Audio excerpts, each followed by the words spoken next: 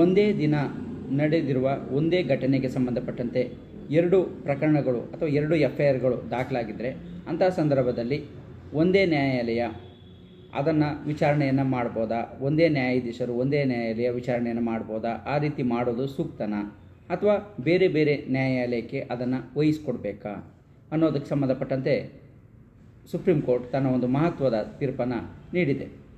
ಈ ಒಂದು ಪ್ರಕರಣಕ್ಕೆ ಸಂಬಂಧಪಟ್ಟಂತೆ ಅಂದರೆ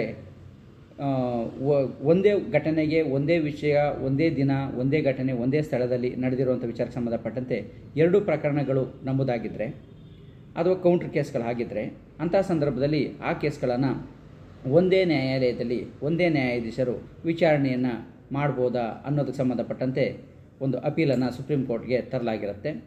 ಈ ಒಂದು ಪ್ರಕರಣಕ್ಕೆ ಸಂಬಂಧಪಟ್ಟಂತೆ ವಿಚಾರಣೆಯನ್ನು ಮಾಡಿದಂಥ ಸುಪ್ರೀಂ ಕೋರ್ಟ್ ಒಂದು ಮಹತ್ವದ ಆದೇಶವನ್ನು ನೀಡಿದೆ.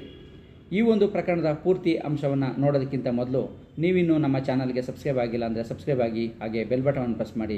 ಕಾನೂನಿನ ಅರಿವಿನ ಎಲ್ಲ ವಿಡಿಯೋಗಳು ನಿಮಗೆ ಮೊದಲು ತಲುಪುತ್ತೆ. ಈ ಒಂದು ಪ್ರಕರಣದ ಅಂಶಗಳನ್ನು ನೋಡೋದಾದರೆ ಈ ಪ್ರಕರಣದಲ್ಲಿ ಒಂದು ಕ್ರಿಮಿನಲ್ ಅಫೆನ್ಸ್ಗೆ ಸಂಬಂಧಪಟ್ಟಂತೆ ಒಂದು ಘಟನೆ ನಡೆದಿರುತ್ತೆ. ಈ ಘಟನೆಗೆ ಸಂಬಂಧಪಟ್ಟಂತೆ ಒಂದೇ ದಿನ ಒಂದೇ ಸ್ಥಳದಲ್ಲಿ ನಡೆದಿರುವ ಘಟನೆಗಳು. ಈ ಘಟನೆಗಳಿಗೆ ಸಂಬಂಧಪಟ್ಟಂತೆ ಎರಡು FIRಗಳು ದಾಖಲಾಗಿರುತ್ತೆ. ಈ ದಾಖಲಾದಂಥ ಮೊದಲನೇ FIR ಮತ್ತು ಎರಡನೇ FIRಗೆ ಸಂಬಂಧಪಟ್ಟಂತೆ ಇವೆರಡು ಒಂದೇ ನ್ಯಾಯಾಲಯದ ವ್ಯಾಪ್ತಿಯಲ್ಲಿ ವಿಚಾರಣೆಯನ್ನು ನಡೆಸಲಾಗಿರುತ್ತೆ. ಸೊ ಅದಕ್ಕೆ ಸಂಬಂಧಪಟ್ಟಂತೆ ಶಿಕ್ಷೆಯನ್ನು ಕೂಡ ವಿಧಿಸಲಾಗಿರುತ್ತೆ. ಸೊ ಈಗ ಸುಪ್ರೀಂ ಕೋರ್ಟ್ಗೆ ಏನು ಈ ಮೇಲ್ಮನವಿಯನ್ನು ಸಲ್ಲಿಸಿದ್ದಾರೆ ಇವ್ರಿಗೂ ಕೂಡ ಶಿಕ್ಷೆಯನ್ನು ವಿಧಿಸಲಾಗಿರುತ್ತೆ. ಸೊ ಈ ವಿಚಾರಕ್ಕೆ ಸಂಬಂಧಪಟ್ಟಂತೆ ಆ ಘಟನೆಯ ವಿಚಾರಗಳು ಬೇರೆ ಬೇರೆ ಆಗಿರುತ್ತೆ. ಸೊ ಅಂದರೆ ದೂರಿನ ವಿಚಾರಗಳು ಬೇರೆ ಬೇರೆ ಆಗಿರುತ್ತೆ. ಹಾಗಾಗಿ ಒಂದೇ ನ್ಯಾಯಾಲಯದಲ್ಲಿ ವಿಚಾರಣೆಯನ್ನು ಮಾಡುವಂಥದ್ದು ಸೂಕ್ತ ಅಲ್ಲ ಅಂತೇಳಿ ಸುಪ್ರೀಂ ಕೋರ್ಟ್ಗೆ ತನ್ನ ಮೇಲ್ಮನವಿಯನ್ನು ಸಲ್ಲಿಸಿರ್ತಾರೆ. ಸೊ ಇದರ ವಿಚಾರಣೆಯನ್ನು ಮಾಡಿದಂಥ ಸುಪ್ರೀಂ ಕೋರ್ಟ್ ತನ್ನ ಒಂದು ಮಹತ್ವದ ತೀರ್ಪನ್ನು ನೀಡಿದ್ದು, ಒಂದೇ ಘಟನೆಗೆ ಸಂಬಂಧಪಟ್ಟಂತೆ ಒಂದೇ ನ್ಯಾಯಾಲಯದಲ್ಲಿ ಒಂದೇ ನ್ಯಾಯಾಧೀಶರು ವಿಚಾರಣೆಯನ್ನು ಮಾಡಿದ್ರೆ ಅದು ಸೂಕ್ತವಾಗಿರುತ್ತೆ.